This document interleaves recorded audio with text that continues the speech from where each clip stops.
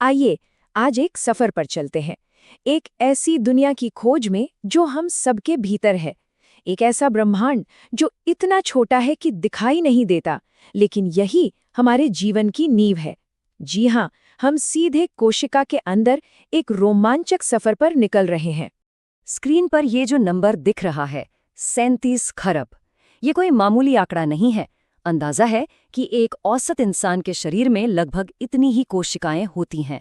जरा सोचिए, 37 खरब छोटी छोटी जिंदगियां जो हर पल हर सेकंड हमें जिंदा रखने के लिए एक साथ काम कर रही हैं। तो आखिर ये कोशिका है क्या? सीधे सीधे कहें तो ये जीवन की सबसे छोटी इकाई है, बिल्डिंग ब्लॉक। हर जीवित चीज, चाहे वो पौधा हो, जानवर हो या हम खुद, कोशिकाओं से ही बनी है। और सबसे दिलचस्प बात, हर नई कोशिका एक पुरानी कोशिका से ही पैदा होती है। ये जीवन की एक कभी न टूटने वाली जंजीर की तरह है। अब खरबों कोशिकाओं की बात सुनकर लगता होगा कि ये कितना कॉम्प्लेक्स है ना? पर कमाल की बात यह है कि प्रकृति ने इसे आसान बना दिया है।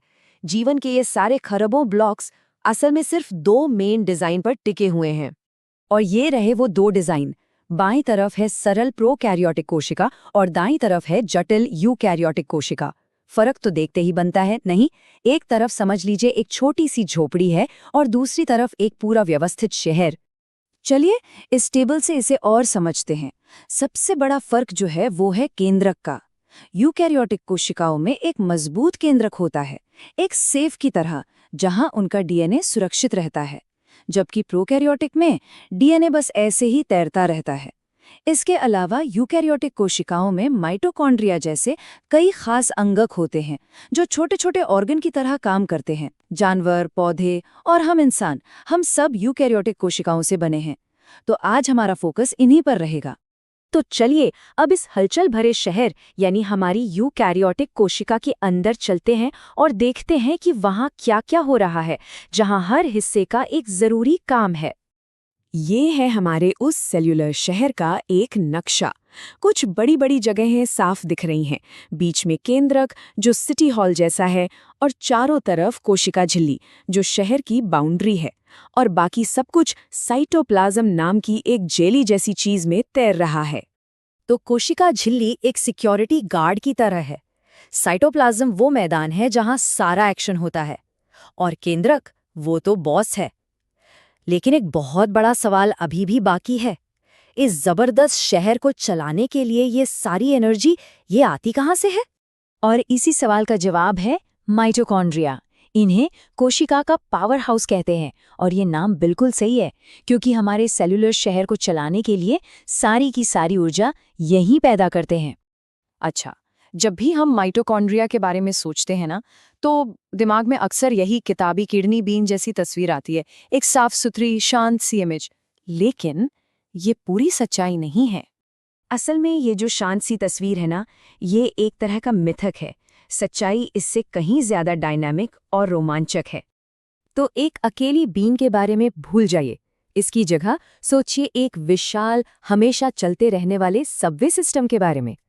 माइटोकॉन्ड्रिया एक दूसरे से जुड़ते हैं, अलग होते हैं और एक फैला हुआ नेटवर्क बनाते हैं, ताकि कोशिका की जरूरत के हिसाब से एनर्जी ठीक वहीं पहुंच जा सके जहां उसकी सबसे ज्यादा जरूरत है। तो ये एनर्जी बनती कैसे है? ये एक 4 स्टेप का प्रोसेस है जिसे कहते हैं सेल्यूलर रेस्पिरेशन। पहला स्टेप तो कोशिका के मेन हिस्से में होता है, पर असली जादू माइटोकॉन्ड्रिया के अंदर होता है। यहीं पर स्टेप 2, 3 और 4 मिलकर हमारे खाने से एनर्जी निकालकर उसे एटीपी में बदलते हैं, जो कि सेल की एनर्जी करेंसी है। ये एक अविश्वसनीय रूप से कुशल फैक्ट्री है। चलिए अब जानवरों की कोशिकाओं से निकलकर पौधों की दुनिया में चलते हैं, जहां एक और महान एनर्जी ऑर्गन मौजूद है, क्लोरोप्लास्ट। वैसे क्लोरोप्लास्ट अकेले नहीं हैं, ये प्लास्टिड्स नाम के एक बड़े परिवार का हिस्सा हैं। इन प्लास्टिड्स को ऐसे कारीगर समझ सकते हैं जिनके अलग अलग काम हैं। कोई स्टोरेज करता है तो कोई रंग देता है। लेकिन क्लोरोप्लास्ट अपने जबरदस्त एनर्जी बनाने के हुनर के लिए ही सबसे ज्यादा जाने जाते हैं। आसान भाषा में कहें तो क्लोरोप्लास्ट नेचर की सोलर पावर्ड शुगर फैक्ट्रीज हैं। ये सूरज की रोशनी की एनर्जी को पकड़ते हैं और उसका इस्तेमाल करके कार्बन डाइऑक्साइड और पानी को ग्लूकोज यानी शुगर में बदल देते हैं। यही वो प्रोसेस है जिस पर धरती की लगभग सारी जिंदगी टिकी हुई है। और ये स्लाइड बहुत ही खूबसूरती से दिखाती है कि ये दोनों प्रोसेस कैसे एक दूसरे के पूरक हैं। क्लोरोप्लास्ट सूरज के रोशनी से खाना यानी ग्लूकोज और ऑक्सीजन बनाते हैं, और माइटोकॉन्ड्रिया उसी खाने और ऑक्सीजन का इस्तेमाल करके एनर्जी बनाते हैं। एक जो बनाता है, दूसरा उसे इस्तेमाल करता है। ये प्रकृति का एक खूबसूरत संतुलन है, जीवन का चक्र। तो ठीक है, हमने इन्हें एनर्जी बनाने वालों के तौर पर जान लिया, पर कहानी यहाँ खत्म नहीं होती। माइटोकॉन्ड्रिया और क्लोरोप्लास्ट के पास कुछ सीक्रेट जॉब्स भी हैं, ऐसे काम जो कोशिका को जिंदा रखने के लिए उतने ही जरूरी हैं।